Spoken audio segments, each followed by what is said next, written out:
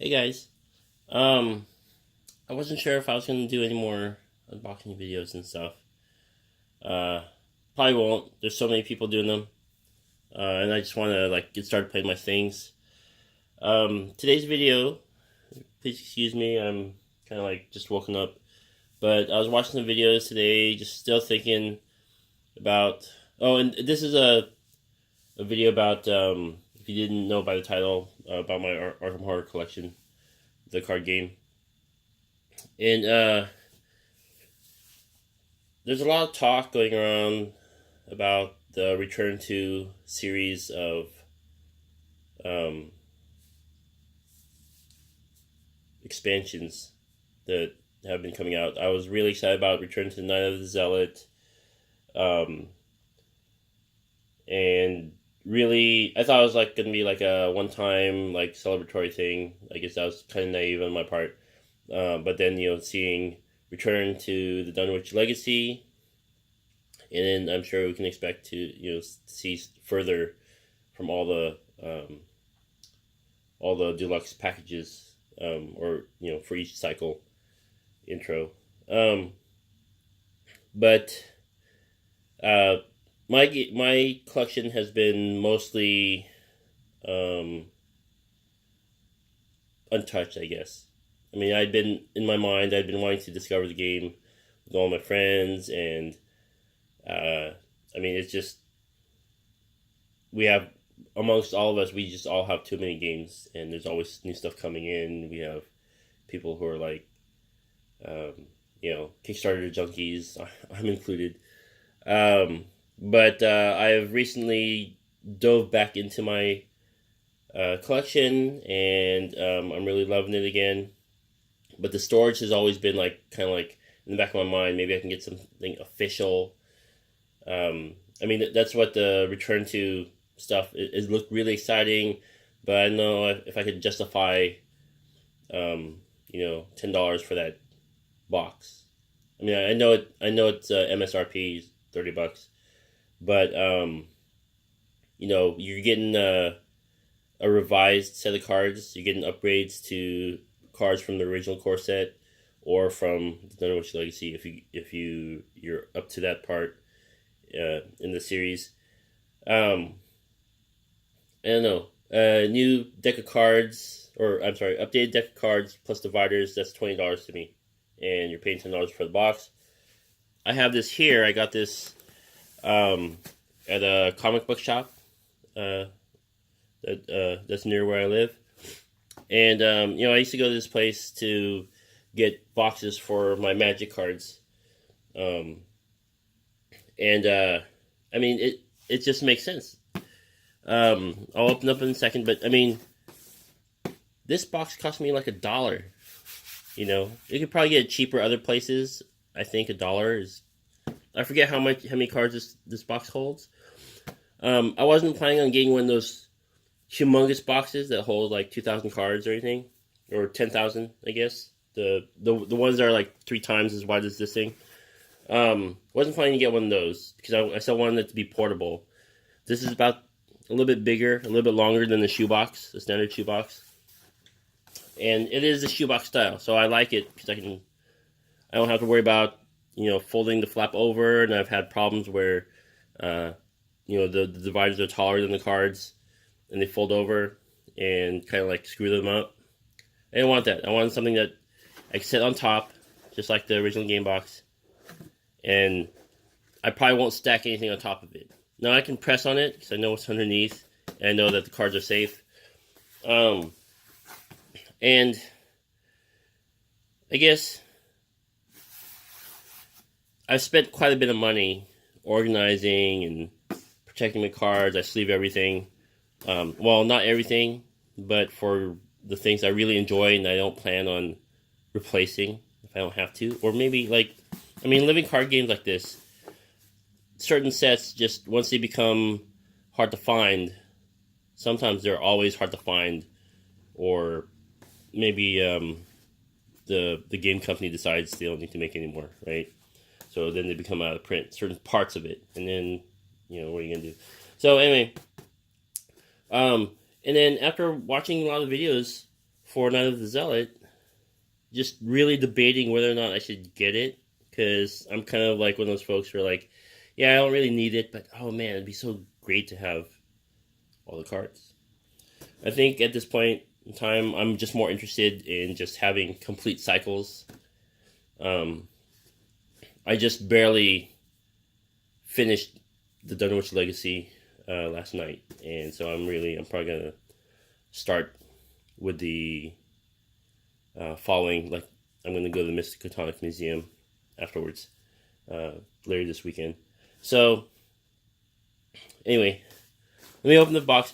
I saw the dividers of Night of the Zealot, and I thought, oh, that's, I hadn't really made. I had kind of a really rudimentary way of categorizing my my cards, and I really just did it by scenario. And so part of the reason why I haven't really brought the game out to play solo is because I was always having to sift through my cards, and I didn't play it every day. So I was trying to get mostly getting my friends interested. So even though solo was probably the main way I'm going to be playing it, I really was excited to show it to people. So I ended up getting stuck just playing Night of the Zealot over and over again, trying to introduce to different people. So I had it all categorized by scenario, and then every time you have to set it up, you have to sift through the cards and separate the different sets so they can go elsewhere. And so that just really was tedious and boring, and I hated doing it. It made setup horrible, because I wouldn't always regroup the cards, or I'd feel like I'd have to reset up the scenario before playing whatever it was with my friends. And then after seeing the Night of the Zealot, the dividers, and I was like, oh yeah, I could separate the sets, and that should make setup really a lot easier. So. And that's what I did. I spent an hour last night and had those plastic dividers. They can get for $1 a pack. You get 10 of them. And I got myself I don't have a printer at home. And for this, I don't think you need it. But I got myself a fine tip Sharpie. And I drew symbols and stuff. And then, so anyway, without further ado, this is what I ended up with. Mind you, I had this box, again, for, I don't know, maybe, after I picked up the Dunwich Legacy, I thought I need a long-term solution. Now I'm going to be getting another box. Maybe I'll just stock up on them. They're only $1 a piece, right? And then as my collection grows, I can just fill them out. But I have kind of an elaborate system, I think. But I think it works for me, and it makes setup so much easier and faster. And putting the cards away, it feels like if you've played deck builders like Dominion or other deck builders, they have a shared pool of cards, and you have to separate all the cards and put them in their own little slot. Any of those, it can take a long time to put them back. But getting started and just whipping out whatever cards you need and shuffling everything up, it's so much faster now, and I'm excited to just pull everything out and build the decks. You're building the scenario deck, and you're not even building your character decks. But anyway, I get excited about all that kind of stuff. So pop the lid. I have my Chaos bag. For a while, because I have a lot of games, and I recycled this, right? And you can get, I'm just looking now. I think at one point I used my hat here as a Chaos bag. You just reach in and shuffle. But I have a game of the Viva Java, the dice game that a friend gave me and I never use. And it happens to have a burlap dice bag, or actually they're like chips like this, like the Chaos chips, except they're a little bit bigger and they have to do coffee themed. But I was using this this dice bag I got with Zombicide. And my hand, I don't have big hands, and they barely fit, and it's hard to like shake up the chits and stuff, and really get a random thing, right? If you get an auto fail, it's like you pull that out 3 times in a row, even though you shake the bag around, and it's a pain in the butt. So now, and just last night, I was like, I gotta have a bigger bag somewhere else. Sure enough, I can shake them up. I could have a cup or something, I guess. Rado uses a cup in his video, but I wanted my stuff to be all in the box. So, and then as you can see, I have a bunch of stuff here, and I'll tell you exactly what I have in here. I have the life counters resource and the madness and doom tokens / clues in this bag, and this is you can see. It's one of the original bags from one of the sets. And then I just dump them out on the table and separate them into piles that are nearby. I have, instead of... Those little mini cards are really great. And you can still use them. I still use them like when I'm playing. I started playing with 2 decks because completely solo was like... I don't know. I didn't want to spend that much time building decks. So, building, rebuilding, and tweaking. I wanted to get started to play, and I'll explain what I have. You can see I have multicolored sleeves.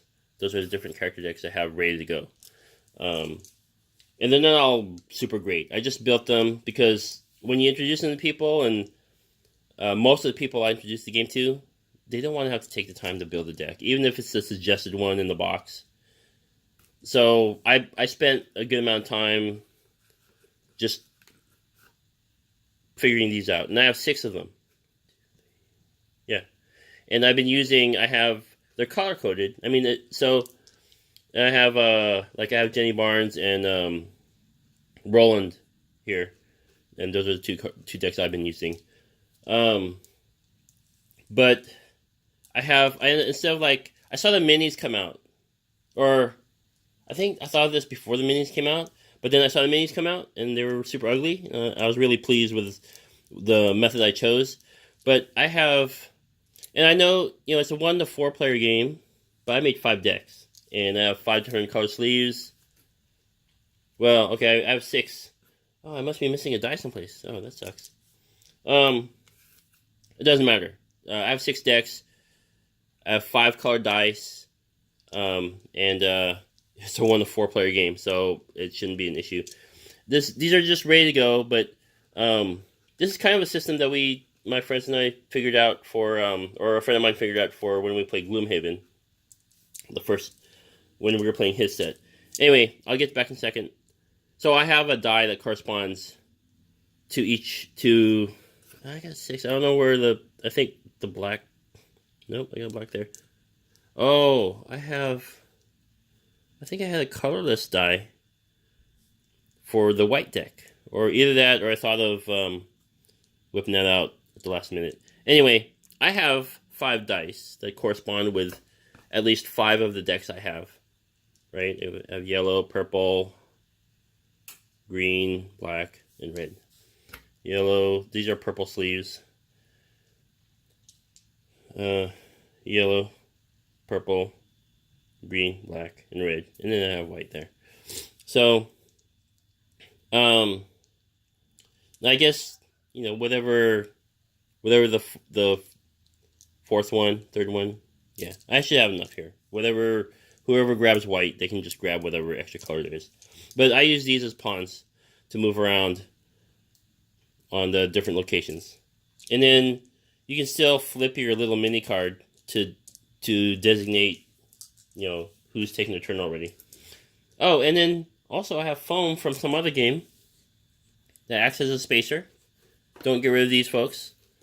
They're handy. And as I pull decks out and I create more space, I had 2 pieces of foam, but I just picked up 2 Mythos packs the other day, and so it inflated my cards, and I had to take it out. But I turn it sideways as the gap increases when I pull stuff out. I just turn it around so it leaves the tension in there. Okay, so As you see, I sleeve everything. I sleeve all the. I use Fantasy Flight gray packs, for like Magic cards and stuff, the standard size. For excuse me, for the scenario stuff, the what do you call it? These cards. And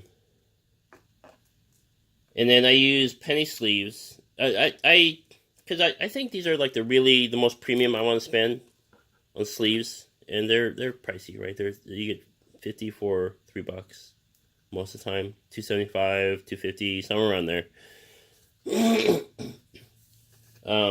Same with the gray packs. I mean, but I use penny sleeves for if you don't handle the cards too much. I'll use penny sleeves for those. But for stuff that are in your hands, I'll use the better sleeves because I don't want people fiddly. I don't want them to tear or anything like that. And if they're all using your hands, I don't want not even my finger oils all over my cards. So they're all sleeved. If you have that Night of the Zealot pack, I'm pretty sure you can fill like 2/3 of that box with just the core set if you sleeve them. I used to have bags too. Don't get me wrong, and they're horrible. So here, I still have to label the dividers. But for my personal use, I can just peek and see. Oh yeah, these are the Guardian cards. They're blue. So, I just pick them out, and so each character, because they have the limit of 30 cards plus some unique cards and maybe some story cards. I only have sleeved the cards that we're going to use for play. And as you upgrade cards or swap them out and stuff, you just pull them out of the sleeve and replace them with the card you want in there. We did that for Gloomhaven, and that, because if you just sleeved everything just to sleeve everything, can be really expensive. Like I could put everything in gray packs, right? Gray pack sleeves, and they're transparent. They're colorless. So, and there's my dog. And so, yeah, I could do that. It'd be super expensive. I can buy penny sleeves by the thousands for almost, for like $20, right? $20 will get you a couple thousand sleeves or whatever.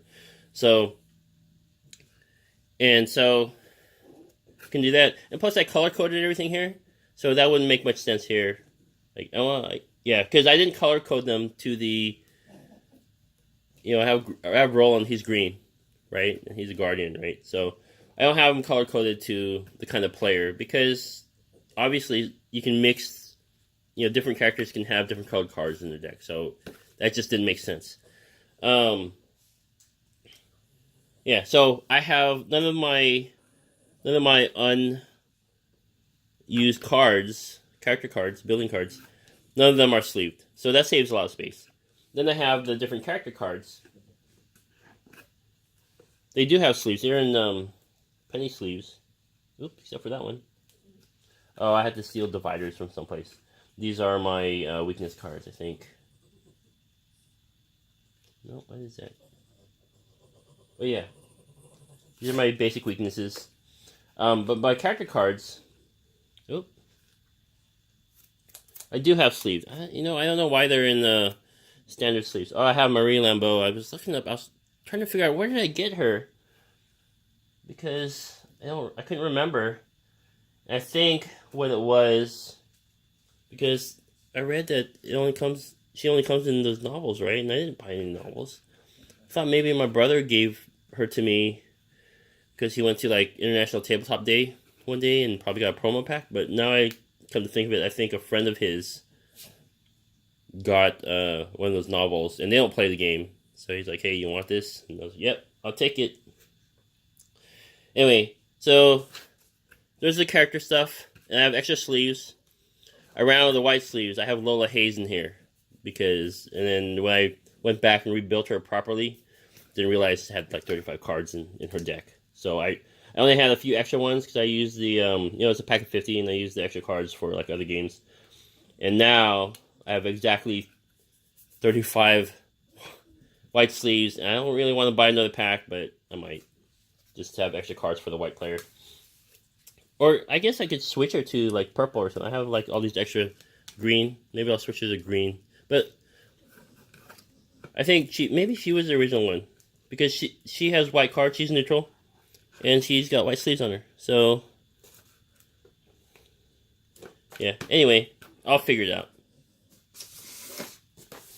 Here I have my scenario cards, and they're so I just copied the symbol, right? Night of the Zealot, the Gathering, torches. Copied the symbol, and I separated the set, right? Torches. So I separated the set. Oh, and I have my extra. I have 2 core sets, by the way, so I have an extra Alita Chandler. Spoiler alert for people who are brand new to the game. And I had her originally in my I have Agnes. So I think I did originally color code them, but I made more decks just in case people wanted to try out the different character sets. And I wanted to have some other characters. I think I have four base game characters built, and then 2 from like other sets. So I wanted them from the new sets ready to go, so we can try out the new stuff. But yeah, I have. I just wrote it, and I started out nice and neat because the symbols started out like nice and neat, and then they got like really more elaborate. And I'm not really an artist, so. But I have the scenarios here, the Midnight Masks, the bar below, right? Yeah, right. And you get the tentacles, and then I have. Instead of having, I didn't want to have like, because I have Millennium Blades, and each set is like 5 or 8 cards or something, and you can have a billion dividers for just a few cards.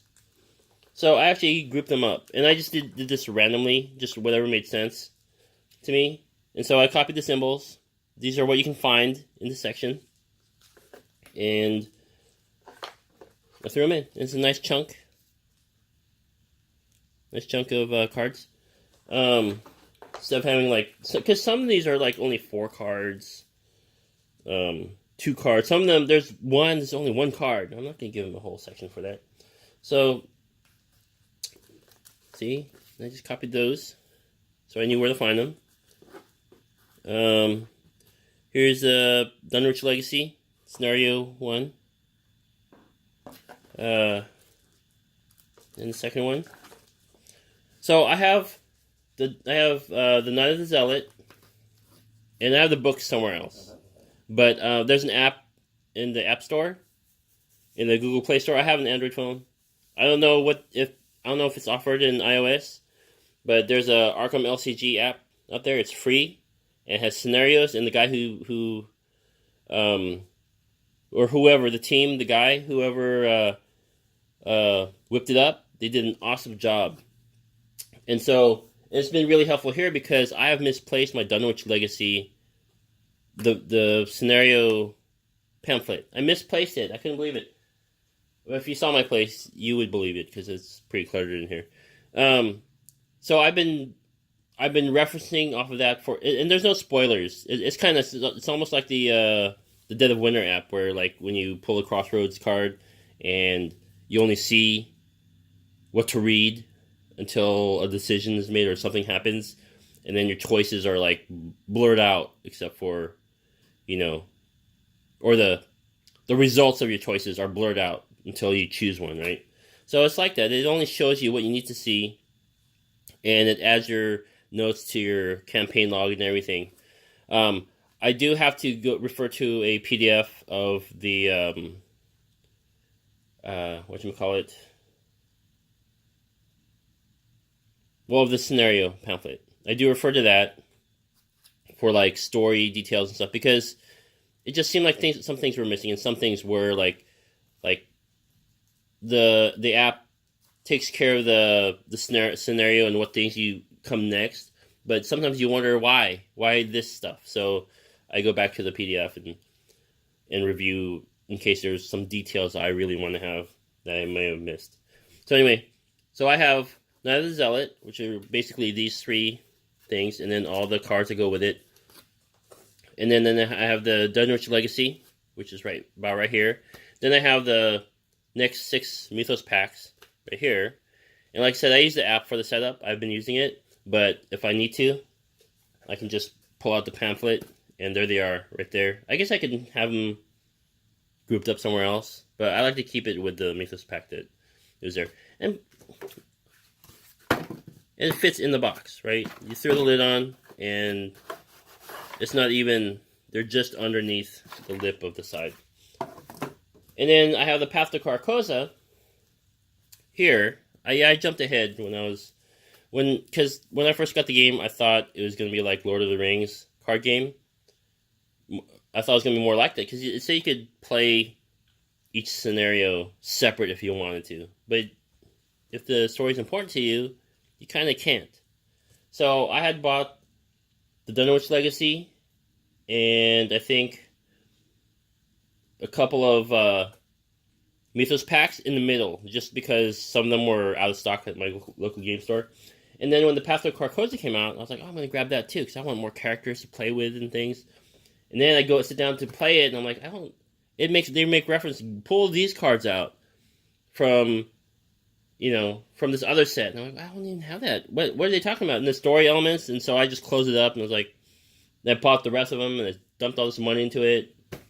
So I was committed, at least, for the Dunwich Legacy, because I was like, the story is kind of important to me. That's what drew me to the game.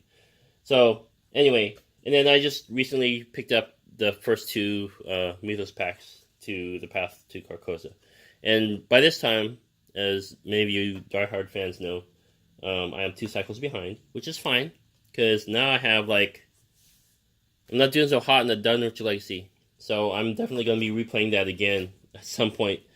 But I've already played 3 days in a row, and that's just barely scraping the surface of what I have. And then I have all this deck building and tweaking and all this other stuff that I really like to do. So that's my storage solution, and I think in the near future, as I get more packs and I run out of space, I'm actually going to move the character stuff to a separate box. I can get a long one. I'm still kind of looking for, I guess I could order one or something. But sometimes, for this stuff, I don't want to buy, a pack of 100 of these to save on shipping or something. I just want them as I get them, because I don't have a ton of space. But this is definitely a space saver. It's portable. Not super heavy. I can fit in my duffel bag. The cards are secure. And, yeah. It's not waterproof. But that's why I have sleeves. And, I don't know why it would be in the water. It'd be in the bag if it's raining. So, yeah. And I know this is my Arkham box, because that's the biggest one. But, say I have this thing. This old thing beat up. And you can see it keeps my Massive Darkness cards. Right there. Which I haven't touched in a long time. And I have other boxes that hold cards for other games. So, anyway, I was watching a video today, and looked like the guy was kind of struggling, coming to grips with, after having bought the Night of the Zealot, and saying, oh, this is not, if you got your homemade thing, it's probably not going to be as good, and this is the next best thing to an all-in-one, I think. You can see. Get sleeves for your cards, character cards. Don't bother sleeving cards you're not going to be using, right? And then make it easy to find your sets, right? Fantasy Flight did it. Why shouldn't you do it? Why just write down, these are what they are? I don't know. I'm a visual person, and if I can just look at a picture, which they have ingrained in their little system, then I'd rather just do that than read what it is. My later set, excuse me. I just started writing the Mythos packs. You can just write the title. I thought, oh, you know what? Maybe later on I'll just write down that this is, as a reminder. You'll know if you own the game, but as a reminder to, maybe I have a friend helping me set up this is a Path to Carcosa scenario. And maybe I'll write those in. Oh, see it? I made a mistake. This is a Dunwich Legacy scenario. And maybe I'll write that as a reminder. But again, I have the little pamphlet here, so it shouldn't be a big deal. Anyway, that's it. My super long video of my storage solution. My growing and adaptable storage solution for Arkham Horror, the card game. And again, if you have like these dice bags, I have a couple of Zombicide bags, games, and CMON just gives these away. You get free ones with every, like, if you do a Kickstarter, which, by the way, if you do play CMON games, you're always going to get a better deal on Kickstarter. So, at least for those games, right? They have other games that go straight to retail, and I don't know, I don't buy those. Anyway, I jumped in on the Zombicide craze early on. But I'm done with that. This is my game now. This is my baby, and all my storage and organization efforts go to this game. But yeah, you can get. I didn't have to go out and buy this. I didn't have to go use a hat or find a bowl, get a bowl in the kitchen. You can do that, but I like this. I can reach in. You don't see what's going on, and it's a nice sturdy bag, sturdy-ish, because the threads are coming off. Anyway, I'm gonna end this here because my phone only records 33 minutes, and I'm almost out. See ya.